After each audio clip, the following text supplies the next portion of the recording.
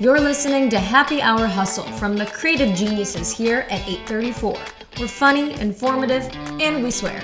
We talk all things marketing, communication, small business, plus we offer up hot takes on our industry and whatever else we feel like talking about. So, grab your drink of choice. It's always 5 o'clock at 834. And crank it up. Hey hustlers, welcome back to Happy Hour Hustle.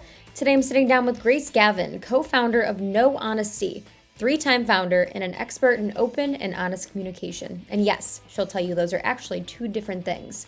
Through her book, workshops, and keynotes, Grace helps leaders and organizations have the real conversations that actually move the needle. We get into why so many workplace conversations go sideways, even when everyone thinks they're being reasonable, what leaders are actually missing when they say they want honesty, and the conversations most teams are avoiding that they really can't afford to. Here's our conversation. Grace, thank you so much for joining Happy Hour Hustle today. Thanks for having me, Maddie. I'm excited for whatever we're going to talk about. Whatever we're going to talk about. Well, obviously communication is something that you are a big expert in. So I kind of want to start the conversation there. Tell me a little bit about No Honesty. What do people need to know about that?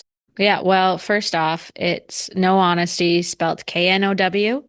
So that's a little bit of a distinction that's important as far as people listening. But there's a little bit of a play on words there because really at the heart of what we do, what we saw is there was a lack of honesty, if you will, N-O honesty in the workplace. And we thought, man, that's hurting teams and that's hurting companies and it's hurting the employees of those organizations.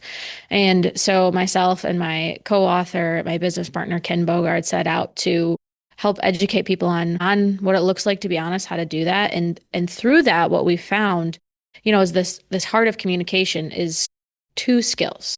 And so I think that's probably the heart of what we're going to talk about today. But the skills that it takes to have real communication within a team is really simple. And it's two skills. It's open and honest.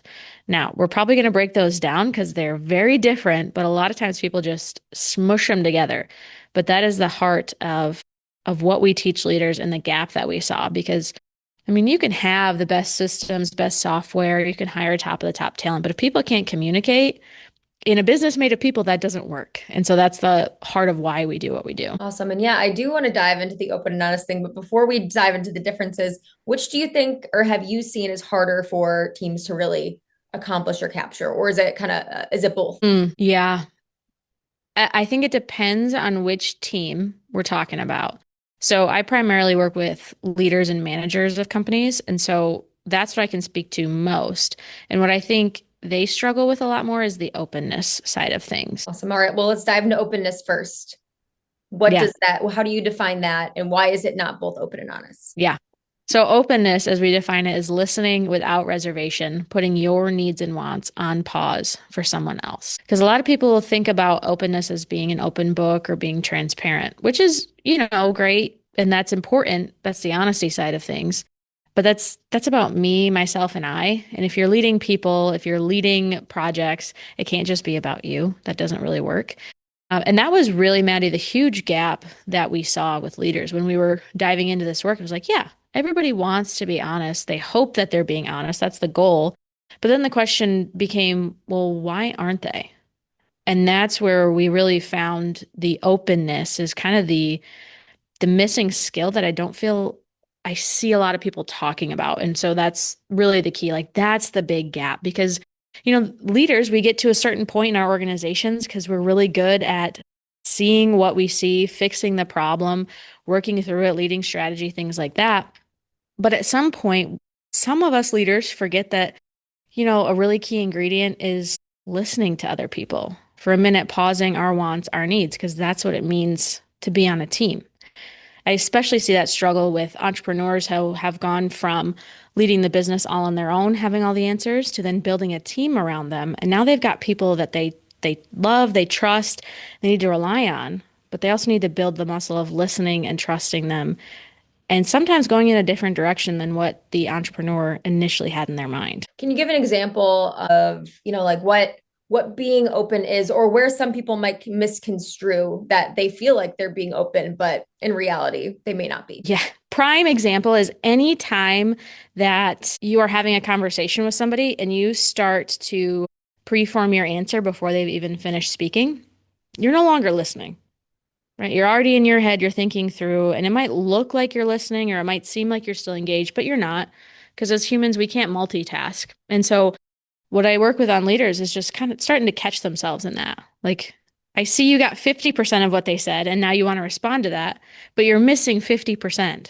And so, we got to work through that skill. Do you feel that at times, because, as I'm hearing the concept of openness, I go back to my roots in journalism, and you're taught to kind of already start thinking about the next thing or thinking about, and I feel like that's a lot of your training going through school too, is well, you want to, it's active listening, it's being prepared. But is that almost a little bit of like a backsliding on that open side of things? Like really being truly open means taking a pause after listening, right?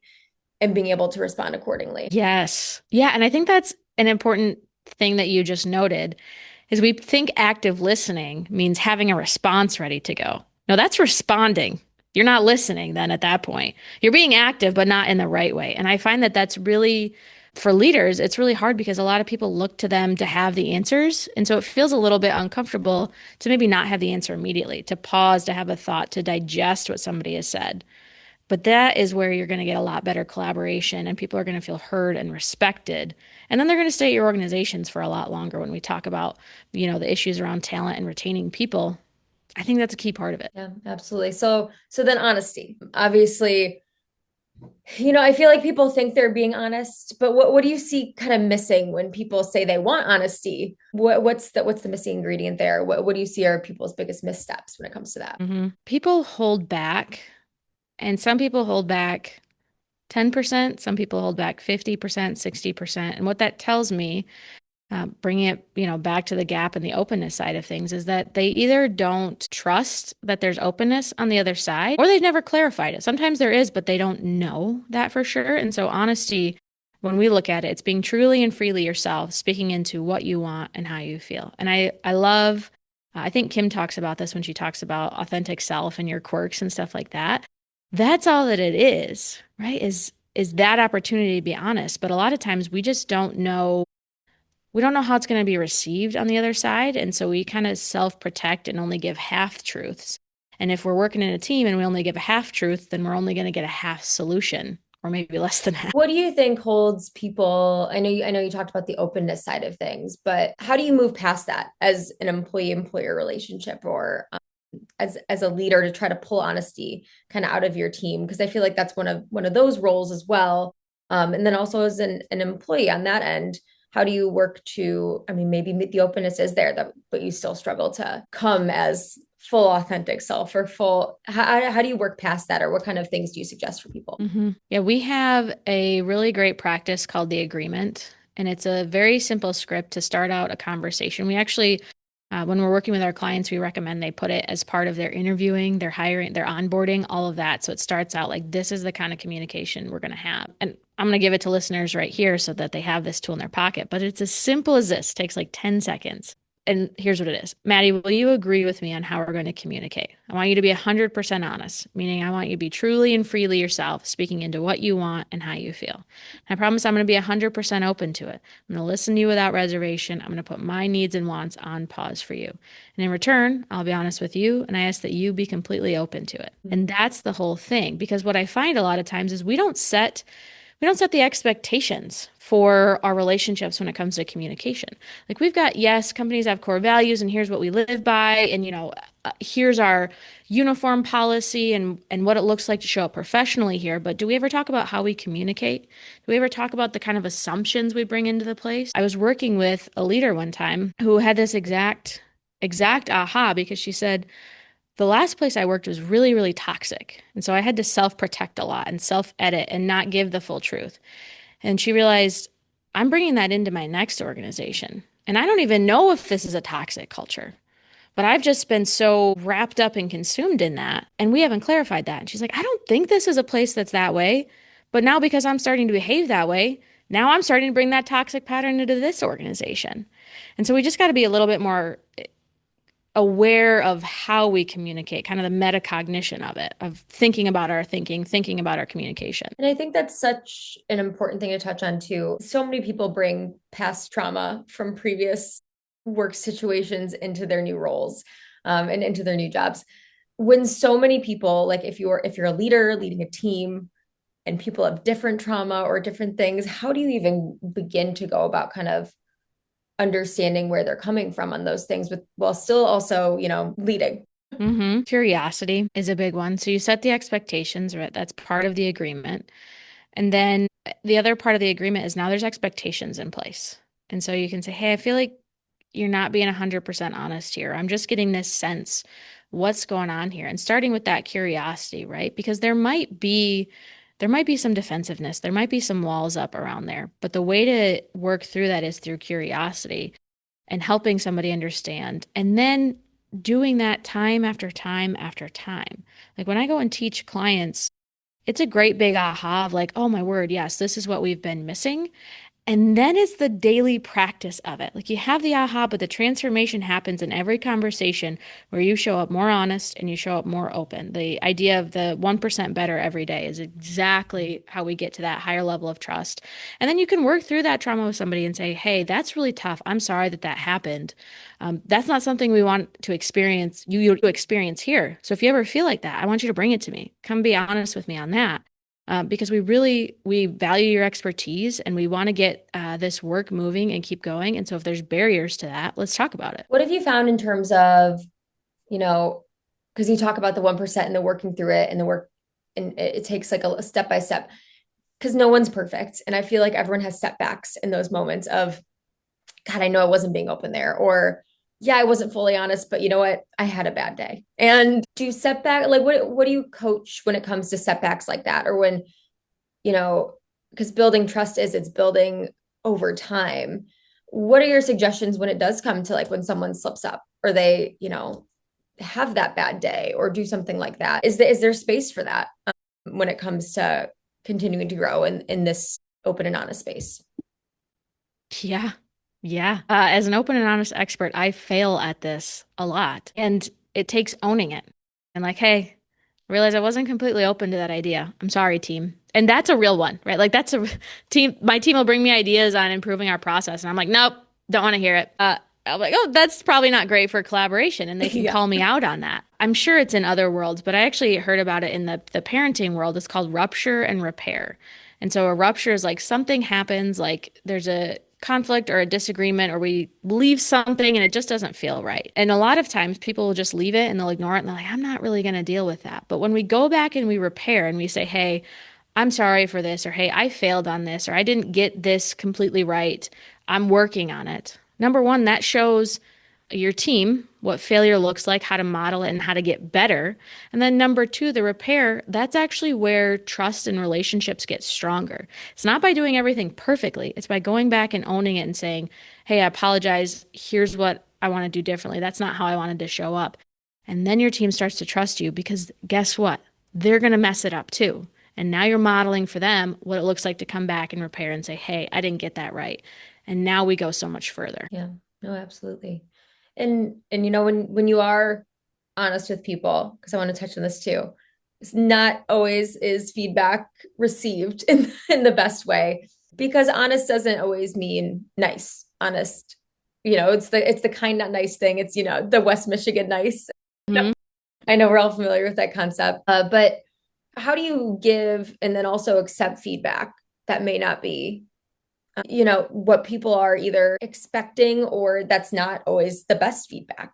What do you suggest people do on both sides of that conversation to kind of not soften the blow but continue that open and honest part of it without harming a relationship? Because what if the feedback isn't good, and how can you be open to that on either side? Mm-hmm. Yeah, feedback is one of those that I get asked about a lot. It's tough. People, Yeah. I mean, even if you say you like feedback, that's not really probably you being honest. Yeah. First, I think we got to check ourselves. Why are we giving this feedback? Is it because we are upset at the way somebody handled something and it's just us? Or was it something that really affected a client relationship? So, where is that coming from? Let's be clear on the objective of giving the feedback and then walking into it, starting out with the agreement and saying, hey, being honest, like, hey, this is tough for me to say, but I'm doing it because I love you, I care about you, I respect you, I want you to get better. And this might not be easy to hear, and I understand that. And I want you to ask any questions or sit with it, whatever, and then give the feedback, check in with them, ask them, like, hey, what did you hear me say out of this? And get to an understanding, and then decide what are next steps to help this person improve. So that kind of goes back to checking yourself of why am I doing this? Is it to help this person improve? Okay, great. And if it really is to help the person improve, then please, for the love of everything, check in with them like a week later, 2 weeks later. Some people need to sit with that tough feedback and they got to wrestle with it. And they might take it more personally than it was meant, but we got to check in with them and say, hey, how are you doing on improving that? Hey, what can I help and support you and love you through this and help you get better? And frame it that way.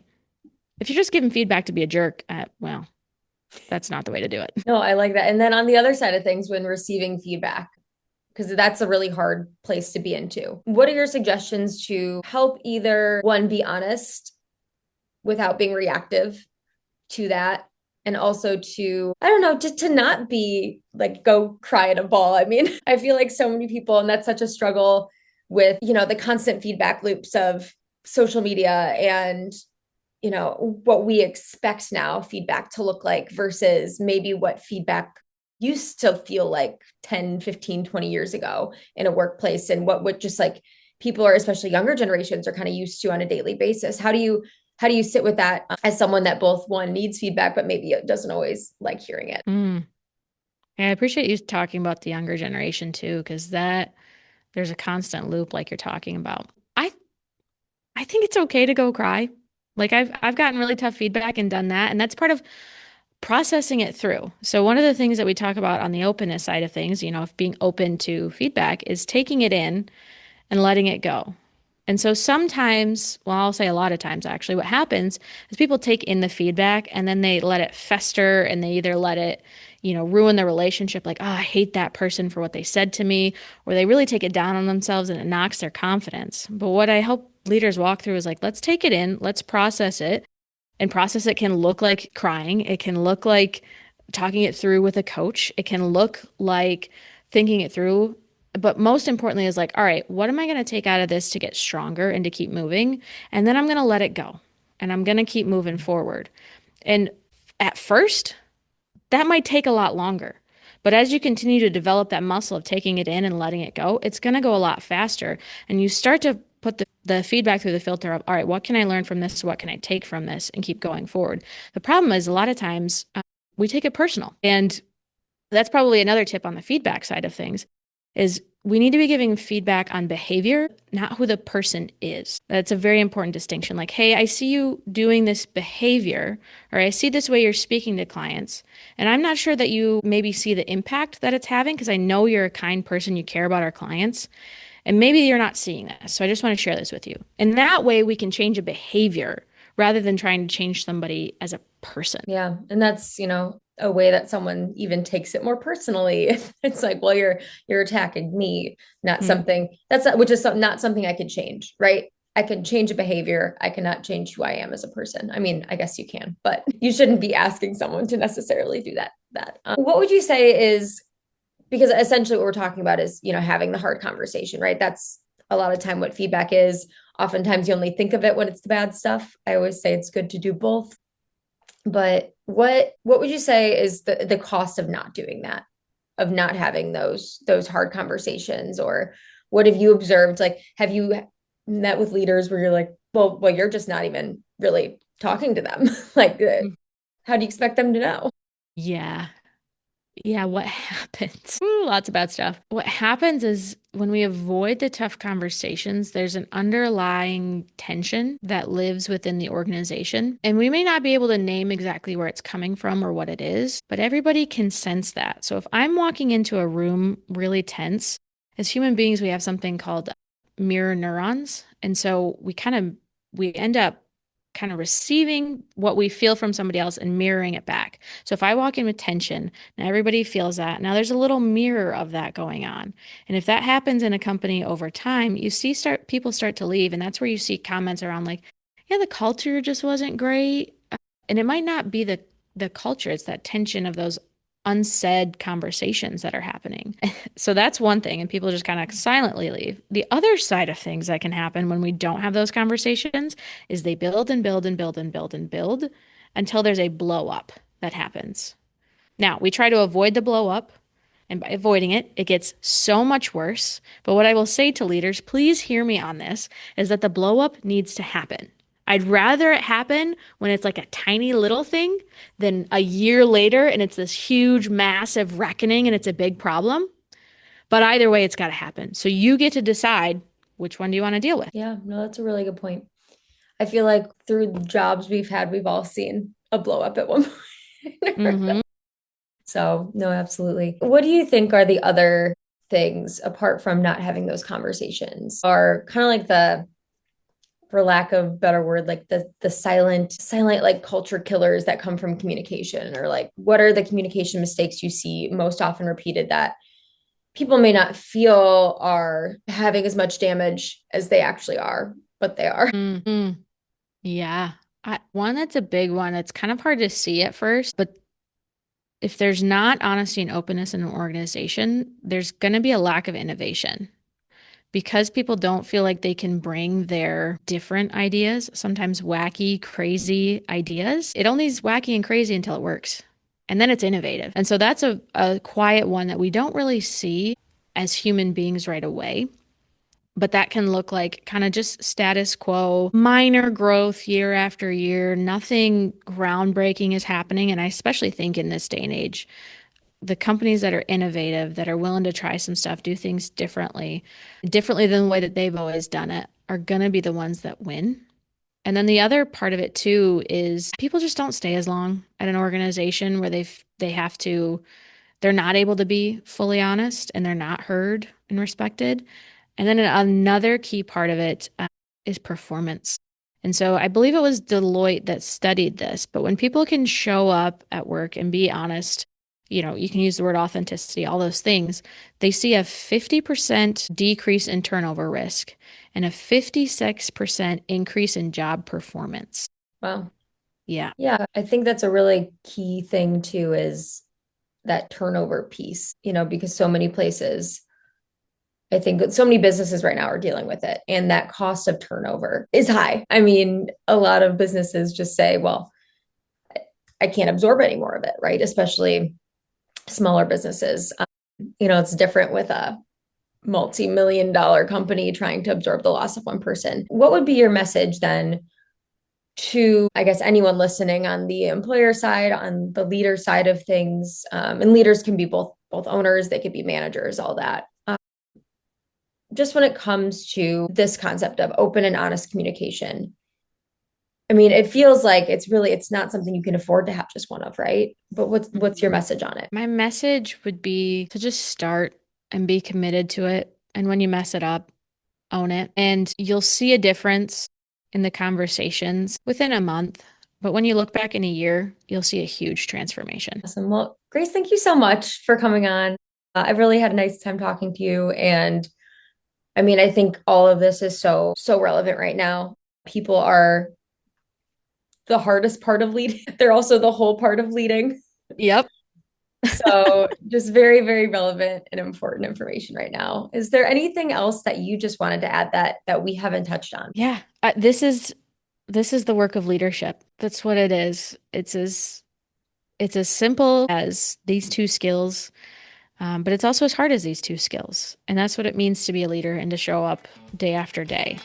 And I promise you, if you invest in just building these skills, you will be the kind of leader that makes a difference. Awesome.